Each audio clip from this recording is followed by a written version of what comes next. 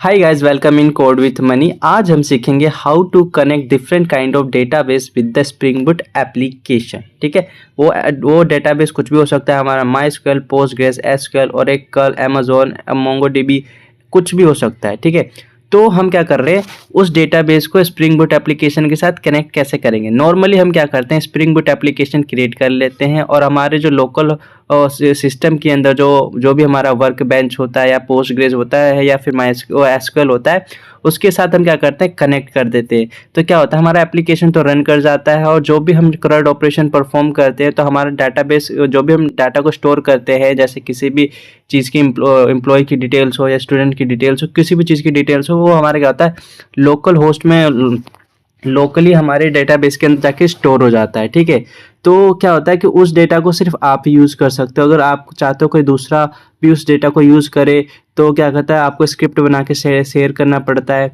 तो ये काफ़ी दिक्कत होती है। ठीक है, तो आज हम क्या सीखेंगे कि क्लाउड प्लेटफॉर्म AWS का जो क्लाउड प्लेटफॉर्म है, उसके अंदर जो एक सर्विस है RDS सर्विस की हेल्प से हम क्या करेंगे, एक डेटाबेस क्रिएट करेंगे और उस डेटाबेस को हम क्या करेंगे, अपने स्प्रिंग बूट एप्लीकेशन के साथ क्या करेंगे, कनेक्ट करेंगे। इससे क्या होगा कि हम अपने इस एप्लीकेशन को लोकली रन करें, चाहे उसको डेवलपमेंट मोड पे रन करें या फिर टेस्टिंग मोड पे रन करें, या फिर जब हम उस एप्लीकेशन को क्या है, तो सर्वर पे लाइव भी कर दें, तब भी उसको जब हम रन करें, तो उसके अंदर जो भी ऑपरेशन परफॉर्म हो, यानी जो भी करंट ऑपरेशन परफॉर्म हो, कोई भी डेटाबेस को जब हम स्टोर कर रहे होते, तो वो डायरेक्टली कहाँ स्टोर होगा, सर्वर पे कहाँ पे, जो AWS का जो क्लाउड प्लेटफॉर्म है, उसके अंदर जो RDS सर्विस है, उसके अंदर जो हम डेटाबेस बनाएंगे, उस डेटाबेस के अंदर सारी इन्फॉर्मेशन स्टोर होगी। ठीक है, तो उसके लिए क्या करना पड़ेगा, हमें एक डेटाबेस क्रिएट करना पड़ेगा AWS के ऊपर जाके, और अपने स्प्रिंग बूट एप्लीकेशन के साथ क्या करेंगे, कनेक्ट कर देंगे। ठीक है,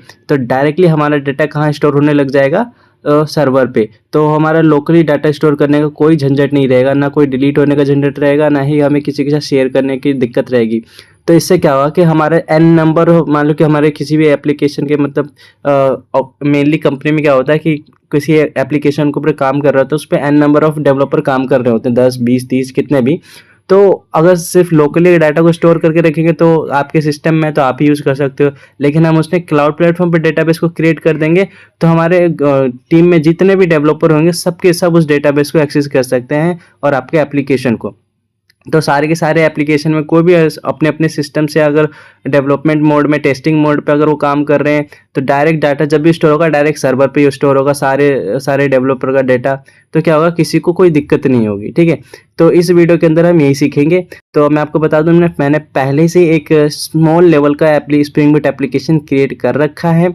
ठीक है, उस पर बस यही कर रखा है कि हमने स्टूडेंट नाम का एक एंटिटी क्लास बनाया, उसका नाम और उसका एज, बस इतना ही क्या क्या कर रहे हैं, हम स्टोर कर रहे हैं। ठीक है, तो मैं पहले आपको दिखाऊंगा कि कैसे मैं अपने उसको एप्लीकेशन को रन कर रहा हूँ और उसके डेटा को कैसे मैं अपने लोकल होस्ट के वर्क बेंच में क्या है, स्टोर करके रख रहा हूँ। फिर उसके बाद मैं आपको दिखाऊंगा कि how to create the database on AWS server. ठीक है, फिर उसके बाद वहाँ से हम दोनों एप्लीकेशन और उस सर्वर को कनेक्ट कर देंगे। फिर कनेक्ट होने के बाद मेरा डेटा कहाँ पे स्टोर होने लग जाएगा, फिर आपको मैं वो सारा चीज़ दिखाऊंगा। ठीक है, तो इस वीडियो को टिल एंड तक देखते रहना। ठीक है गाइस, चलो स्टार्ट करते हैं।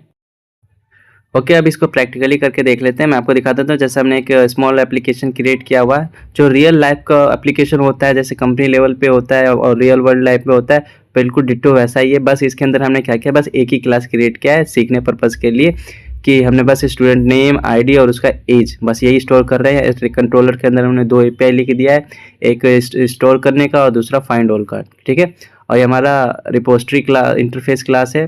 ठीक है, और ये आप देख सकते हैं एप्लीकेशन डॉट प्रॉपर्टीज़, इसको मैं यूज़ नहीं कर रहा, डिलीट कर देता हूँ, क्योंकि मैं YML यूज़ कर रहा हूँ। YML में क्या होता है, मेनली कंपनियों में YML ही यूज़ होता है, एप्लीकेशन डॉट प्रॉपर्टी नहीं यूज़ करते। ठीक है, तो ये रीडिंग करने में इजी होता है। तो ये हमारा जैसे हमने बना दिया लोकल करके, तो यहाँ से मैं लोकल वाले को कॉल कर दूंगा। ठीक है, तो यहाँ पे आप देख सकते हो कैसे कनेक्ट कर रखा है मैंने अपने लोकल होस्ट पोस्ट MySQL के साथ। ठीक है, और ऊपर वाले को मैंने कमेंट कर रखा है, क्योंकि मैं ऊपर वाले को दिखाऊंगा कि कैसे कनेक्ट करना है AWS के साथ। तो ये लोकली मैं कनेक्ट करके दिखा रहा हूँ अपने स्टूडेंट RDS को। ठीक है, स्टूडेंट RDS क्या है, वो हमारे डेटाबेस का नाम है। ये हमारा MySQL, ये URL आपको लिखना पड़ेगा, क्योंकि जिस भी आप डेटाबेस के साथ कनेक्ट करोगे उसका URL अलग आता है, उसको आपको लिखना पड़ेगा। तो मैंने MySQL से किया हुआ है, तो मैंने MySQL का URL लिख दिया। ये हमारा लोकली आपको देख सकते हो वर्क बेंच है, ठीक है। तो यहाँ पे आप जैसे ओपन करके, मैं ओपन करके दिखा देता हूँ।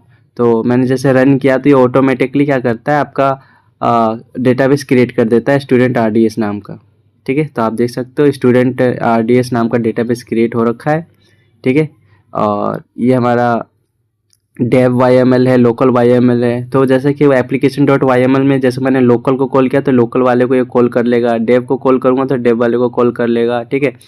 तो अभी मैं क्या करूँगा, लोकल में ही करके देख लेता हूँ, क्योंकि डेव को कॉल करने की जरूरत नहीं है दो YML के लिए। ये तो हम होता है नॉर्मली प्रैक्टिस पर्पज़ के लिए होता है, जब कंपनी में हम काम करते हैं तो दो YML बना देते हैं ताकि ज़्यादा कन्फ्यूज़न ना हो, कि AWS को कनेक्ट कर देते हैं कि जो ये ऊपर वाला URL मैंने कमेंट कर रखा है उसको ये डेव में डाल देते हैं, और मैंने अभी दोनों को एक ही में डाल दिया है, बस कमेंट कर दिया है, तो कोई दिक्कत नहीं है, ठीक है। और आप जैसे देख सकते हो, चलो एक बार इसको स्प्रिंग बूट एप्लीकेशन को रन कर लेते हैं, और लोकली डेटाबेस के साथ कनेक्ट कर रखा है हमने अभी, देख सकते हो आप। और अब इसको क्या करेंगे, अब लोकली इसको रन कर लेते हैं और डाटा को स्टोर करके देखते हैं, ठीक है। स्टोर करके दिखाऊंगा, फाइंड ऑल करके दिखाऊंगा कि लोकली सक्सेसफुली कैसे ये रन कर रहा है, और फिर उसके बाद हम इसको AWS के साथ कनेक्ट करेंगे, क्योंकि लोकली में रन करूँगा तो मेरा सारा डेटा स्टोर होगा लोकल डेटाबेस में, जो लोकल MySQL का जो वर्क बेंच है उसमें जाकर सारा डेटा स्टोर हो जाएगा। लेकिन चलो, ये हमारा लॉगिंग आप देख सकते हो, जैसे रियल लाइफ का प्रोजेक्ट होता है बिल्कुल डिटो सेम वैसा ही है। बस रियल लाइफ में क्या होता है, ज़्यादा क्लासेस होते हैं, और लेकिन हमने बस सीखने पर्पज़ के लिए बनाया है। तो ये जैसे पोर्ट नंबर देख सकते हो 8069 है, स्वैगर स्टूडेंट्स जो मैंने सर्विस पास दे रखा है। तो आप जैसे देखते हो दो ही हमने CRUD ऑपरेशन परफॉर्म किया हुआ है, तो उसको स्टोर करके देखते हैं। मैंने पहले से एक दो डाटा स्टोर करके चेक कर लिया था, तो चलो कोई नहीं, आपके सामने मैं करके दिखा देता हूँ, ठीक है। तो अब मैं क्या नाम दे देता हूँ, विजय नाम दे देता हूँ, और उसका एज डिफाइन कर देता हूँ। इससे क्या होगा, और इसके बाद इसको स्टोर कर देता हूँ, ठीक है। मैंने स्टोर कर दिया, सक्सेसफुली स्टोर हो गया। जैसे आप वर्क बेंच में आकर देखते हो, मैं स्टूडेंट टेबल में गया, ठीक है, टेबल गया, हमने एक ही टेबल क्रिएट किया हुआ है। आप n number of table create कर सकते हो, डिपेंड अपॉन योर एप्लीकेशन। जैसे आप देख सकते हैं यहाँ पे डाटा स्टोर दिखा रहा है विजय, मैंने 2 पहले से किया हुआ था। अब 1-2 और सेव कर लेते हैं ताकि मज़ा आ जाए, ठीक है। तो अब क्या करता हूँ, मैं किसी और नाम से इसको मैं स्टोर कर देता हूँ, ठीक है। तो मैंने जैसे रेखा नाम दे दिया, और उसका यहाँ पे एज डिफाइन कर देता हूँ, फिर एग्जीक्यूट कर देता हूँ, और फिर इसके बाद आप सक्सेसफुली देख सकते हो कि ये डेटा को स्टोर कर दिया, ठीक है। रिफ्रेश करके चेक कर लेते हैं। तो अब मेरे पास क्या आ गया, 4 डेटा आ गया, यानी कि मैंने एप्लीकेशन परफॉर्म किया तो मेरा लोकली होस्ट में 4 डेटा स्टोर हो गया, ठीक है। दूसरा CRUD ऑपरेशन परफॉर्म कर लेता हूँ, गेट ऑल वाला, फाइंड ऑल जैसे ही एग्जीक्यूट करता हूँ तो मेरे पास जितने भी डेटाबेस में डेटा स्टोर था सारा का सारा यहाँ पे शो हो गया, ठीक है। गुड। तो ये बट क्या हमने कर तो लिया, बट हमने सारा डाटा कहाँ, लोकल होस्ट में स्टोर करके रख रहे हैं। तो इस डेटा को सिर्फ मैं ही यूज़ कर सकता हूँ, मेरे ही सिस्टम में है। लेकिन अब मैं क्या कर रहा हूँ, अमेज़ॉन पे जाता हूँ, यहाँ पे फिर जो RDS सर्विस है उसका यूज़ करूँगा। यहाँ पे डेटाबेस को मैं क्रिएट करूँगा, और उस डेटाबेस को फिर क्या होगा कि उस डेटाबेस को क्रिएट करने के बाद उस डेटाबेस को कोई भी अपने सिस्टम के अंदर, एप्लीकेशन के अंदर, जैसे मान लो सेम एप्लीकेशन पे 10 डेवलपर काम कर रहे हैं, ठीक है। तो फिर वो सारे के सारे 10 डेवलपर अगर सेम एप्लीकेशन अपने अपने सिस्टम में रन करते हैं, या फिर डेवलपमेंट मोड या टेस्टिंग मोड पे रन करेंगे, तो सब के सब इस डेटाबेस को एक्सेस कर सकते हैं। देखिए आप यहाँ देख सकते हो डिफरेंट काइंड ऑफ डेटाबेस है। तो आपको जो भी डेटाबेस के साथ कनेक्ट करना आप सिलेक्ट कर सकते हो। यहाँ पे आप देख सकते हो MariaDB है, एजोर है, MySQL है। एक्चुअली ये तीनों जो डेटाबेस है ना सेम है, बस नाम इनका अलग अलग है। इनकी जो कोडिंग है लगभग हर चीज़ सेम ही है। तो और बट MySQL अब ओपन सोर्स नहीं है प्रॉपर, तो मैं MariaDB सेलेक्ट कर रहा हूँ। ये इक्वली टू MySQL ही है, बट ये ओपन सोर्स फ्री है, इसलिए मैं अभी फ्री वाला सारा चीज़ यूज़ करूँगा। मैं अभी कोई भी चार्जेबल चीज़ यूज़ नहीं करूँगा। और भी अगर आप डीप में जाना चाहते हो तो इन सब चीज़ को आप डॉक्यूमेंट है उस पर आप स्टडी कर सकते हो। तो मैं अभी कोशिश करूँगा सारा चीज़ मैं फ्री वाला यूज़ करूँ, फ्री ट्रायल वाला, ताकि मेरा बिल जनरेट ना हो, ठीक है। तो यहाँ पे मैंने डेटाबेस का नाम दे दिया DB टेस्ट, ठीक है। और यहाँ पे मैं मास्टर यूज़र नेम दे देता हूँ, जो हमारा यूज़र नेम होगा DB एडमिन, और यहाँ पे दोनों में से कोई आप एक सिलेक्ट कर लो। पहला वाला सिलेक्ट करोगे तो सब कुछ AWS मैनेज करेगा। सेल्फ मैनेज मतलब आप मैनेज करोगे, आप पासवर्ड आप सेट करोगे, ठीक है। अगर आप मैनेज AWS दे देते तो वो खुद ही जनरेट कर देता पासवर्ड। मैं खुद कर लेता हूँ सेल्फ मैनेज करके। मैं पासवर्ड दे देता हूँ, क्या पासवर्ड दे देता हूँ, मनी पास नोट 1 2 3, ठीक है। Okay done. तो कोई भी ऑप्शन को क्लिक करने से पहले आप उसकी स्टडी कर लें कि मैं इस ऑप्शन को क्लिक करूँगा तो क्या होगा, क्या प्रॉफिट होगा, क्या लॉस होगा। हर एक चीज़ पर आप स्टडी करके चीज़ सबको सिलेक्ट करें। तो मैं अभी वो सारी चीज़ सेलेक्ट कर रहा हूँ जो फ्री है, ठीक है। फ्री है, कितना डेटाबेस मुझे चाहिए, कितना मैं इसको वॉल्यूम कर सकता हूँ। यानी कि एक ऐसा भी होता है कि मान लो मैंने 100 GB ले रखा है, इन केस ऑफ फ्यूचर में 200 GB डेटा हो गया, तो हम उसको क्या कर सकते हैं, स्केलेबल को उसका एक्सेस ऑन कर सकते हैं। इससे क्या होगा कि आपका 100 GB हो, 200 GB हो, फ्यूचर में कितना भी डेटा बढ़ जाए वो अपने आप डेटाबेस और क्लाउड AWS क्या होगा, अपने आप स्केल कर देगा, बट उसका जो भी चार्ज होगा वो अपना लेगा, ठीक है। तो मैं अभी ऐसा कुछ भी नहीं करने वाला हूँ, बस सिंपल सा जनरेट कर लूँगा फ्री वाला, जितना फ्री चाहिए, ठीक है। तो यहाँ पे जितने भी ऑप्शन आप स्टडी करके क्लिक कर सकते हो, हर एक चीज़ के बारे में जान के। मान लो कि आपने सब कुछ सेलेक्ट कर लिया, तो हो सकता है फिर उसके बाद आपका बिल जनरेट हो जाएगा AWS के ऊपर। तो अभी तो सीखने पर्पज़ के लिए मैं सारा चीज़ फ्री वाला सेलेक्ट कर रहा हूँ, ठीक है। तो बट आप प्रॉपर केयरफुली सब कुछ स्टडी करके फिर उसको उसके बाद डेटाबेस को क्रिएट करो, ठीक है। इससे क्या होगा, ताकि आपका जिस हिसाब से आपको डेटाबेस चाहिए आप उस हिसाब से कर सकते हो। यहाँ पे मैंने सिक्योरिटी ग्रुप मैंने पहले से क्रिएट किया हुआ है डॉकर सेक का नाम से, तो वो मैं यहाँ पे सिलेक्ट कर रहा हूँ। अगर आपने नहीं कर रखा तो आप यहाँ पे, आपके पास सिक्योरिटी ग्रुप ना हो तो आप क्रिएट कर सकते हो, क्रिएट न्यू करके, ठीक है। डॉकर सिक्योरिटी ग्रुप में जो पोर्ट नंबर हम डिफाइन करते हैं MySQL का, ठीक है। तो ये बहुत इंपॉर्टेंट स्टेप था, ठीक है। तो मैं आपको दिखा भी दूंगा, ये 3306 करके हमारा पोर्ट है, ठीक है। सबसे इम्पोर्टेंट स्टेप हमारा ये था सिक्योरिटी ग्रुप वाला, ठीक है। और चलो सिक्योरिटी ग्रुप वाला ऑप्शन मैं आपको ओपन करके एक बार दिखा भी देता हूँ कि मैंने जो डॉकर सेक नाम से मैंने सिक्योरिटी ग्रुप सेलेक्ट किया वो था क्या, ठीक है। उसमें क्या है कि मैंने MySQL का जो 3306 पोर्ट है उसको सिलेक्ट कर रखा है। जब तक मैं उसको ओपन नहीं करूँगा, सिलेक्ट नहीं करूँगा सिक्योरिटी ग्रुप में, तब तक ये वो क्या करेगा, शो नहीं होगा, मतलब कि वर्क नहीं करेगा। तो मैंने पहले से क्रिएट किया हुआ है, तो ये मैंने सिर्फ डायरेक्ट सेलेक्ट कर लिया। अगर आपने नहीं बना रखा होगा सिक्योरिटी ग्रुप, तो सिक्योरिटी ग्रुप आप ज़रूर बनाएं, ठीक है। सिक्योरिटी ग्रुप में बनाने में कुछ नहीं है, बस MySQL का आपको अपना डेटाबेस सेलेक्ट करना है और पोर्ट 3306 अपने आप को ले लेगा और डन कर देना है बस, ठीक है। चलो मैं आपको दिखा दूंगा एंड में, कोई दिक्कत नहीं है। सिक्योरिटी ग्रुप हमारा पहले से बना पड़ा है, यहाँ पे क्रिएट ऑप्शन का भी ऑप्शन था, आप कर सकते हो, ठीक है। और सिक्योरिटी ग्रुप में क्या क्या होना चाहिए वो मैं आपको दिखा दूंगा। और इनेबल ये मॉनिटरिंग का है कि आपके डेटाबेस को मॉनिटरिंग करता रहेगा, बट ये भी चार्जेबल है तो मैं इसको डिससेलेक्ट कर देता हूँ। तो आपके पास सब कुछ ऑप्शन है इसके अंदर, आप बैकअप कर सकते हो, स्केलिंग कर सकते हो, मॉनिटरिंग कर सकते हो। बट जितने भी ज़्यादा ये सर्विस वो देगा AWS, उसका तो चार्ज लेगा ही ना।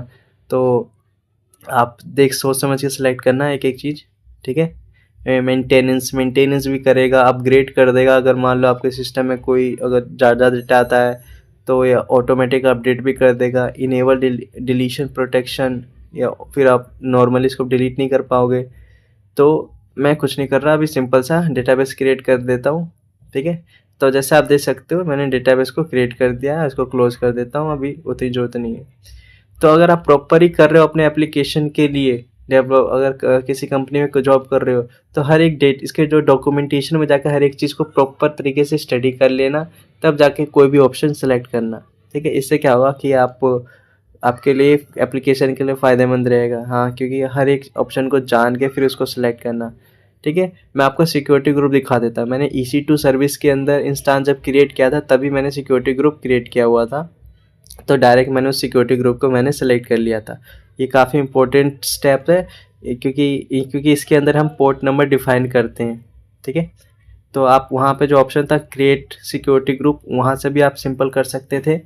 मैंने पहले से किया हुआ था तो मैंने नहीं किया, कोई दिक्कत नहीं है, नेट थोड़ा स्लो चल रहा है पर हो जाएगा। तो सिक्योरिटी ग्रुप के अंदर हमने मेनली किया क्या है, क्योंकि जो हमने 3306 पोर्ट नंबर है वो यहाँ पे ऑन होना चाहिए हमारे सिक्योरिटी ग्रुप में। अगर आपके पास सिक्योरिटी ग्रुप नॉर्मली आप पहली बार यूज़ कर रहे हो तो नहीं होगा, आपको क्रिएट करना पड़ेगा।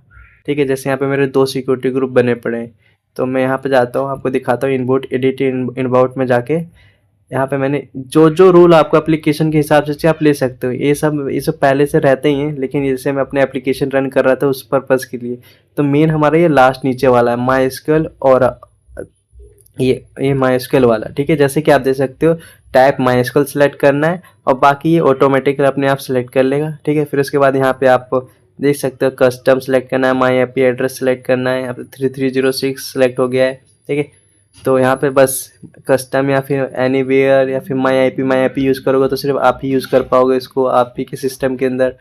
तो नेटवर्किंग का ये बात है। तो अब हम सिंपल सा कस्टम वाला सेलेक्ट कर लेते हैं। ठीक है, और माइस्क्ल मेन ये है, उसके बाद उसको सेव कर देते हैं। अच्छा, अभी यह दिक्कत दे रहा है तो कोई नहीं, IPv4 इसको सेलेक्ट करके मैं इसको सेव रूल कर देता हूँ। ठीक है, इससे क्या हुआ कि अब क्या होगा, ये सिक्योरिटी ग्रुप मेरे डेटाबेस के साथ कनेक्ट हो गया पोर्ट नंबर के साथ। ठीक है, या आप वहाँ पे भी आपको सेम ऐसे ही ऑप्शन मिल जाता। ठीक है, बट इससे मैं वहाँ पे क्रिएट करता तो मेरा एक्स्ट्रा सिक्योरिटी ग्रुप क्रिएट हो जाता। उससे कोई दिक्कत तो नहीं है, बट जो है ठीक है। अब आ जाते हैं RDS अपने डेटाबेस के पास। तो डेटाबेस के अंदर जैसे कि हमने अभी डेटाबेस क्रिएट किया है, तो यहाँ पे शो हो रहा है कि हाँ one database has been created. यहाँ पे क्रिएटिंग दिखा रहा है, तो अभी क्रिएट नहीं हुआ है प्रॉपर तरीके से, तो अभी ये प्रोसेस में है। तो कोई नहीं, जब हम भी पहली बार ये करते हैं तो थोड़ा टाइम लग जाता है, 1-2 मिनट लग जाता है, पर कोई दिक्कत नहीं है। पहले इसको क्रिएट हो जाने देते हैं, फिर उसके बाद देख लेंगे क्या करना है, कैसे करना है। तो जैसे ही एप्लीकेशन क्रिएट होगा तो ये हमें एक एंड पॉइंट देगा। यूज़र नेम और पासवर्ड हमने ऑलरेडी सेट कर दिया है वाइल क्रिएटिंग द डेटाबेस, जैसे अवेलेबल हो चुका है। तो इसका एंड पॉइंट जो होगा हम उसको कॉपी करके अपने एप्लीकेशन, जो हमने वो application.yml हमने बना रखा है उसके अंदर पेस्ट कर देंगे। जो URL हमने बनाया हुआ है ना डेटाबेस के साथ कनेक्ट करने वाला, तो वहाँ पे जैसे आप देख सकते हो मैंने इस पर क्लिक किया, अंदर आ गया, यहाँ पे मुझे एंड पॉइंट दे दिया। तो जब भी हम कोई भी सर्विस के साथ कनेक्ट करते हैं तो मेनली उसका एंड पॉइंट और यूज़र आईडी और पासवर्ड यही होता है मेन, फिर उस डेटाबेस के साथ उस क्लाउड प्लेटफॉर्म के साथ कनेक्ट कर देता है। तो सबसे पहले हम आते हैं अपने यहाँ पे वर्क बेंच में एक एक्स्ट्रा कनेक्शन क्रिएट करते हैं।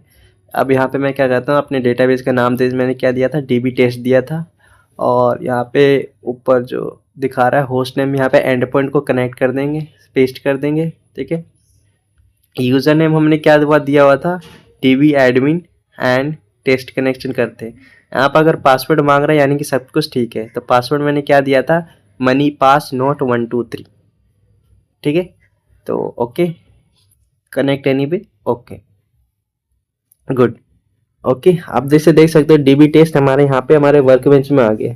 तो अब हम क्या करेंगे, जब एप्लीकेशन को रन करेंगे तो हमारा सारा डेटाबेस यहाँ पे स्टोर होगा, और ये जो टेस्ट, ये जो यहाँ यानी यहाँ पे स्टोर होने का मतलब है कि आपका सारा डेटाबेस सर्वर पे स्टोर हो रहा है। ठीक है, तो जैसे मैंने यहाँ पे लोकल को कॉल किया हुआ है, लोकल में अब मैं क्या करता हूँ, ये नीचे मैंने क्या कर रखा है, URL बना रखा है लोकल होस्ट वाले से कनेक्ट करने के लिए।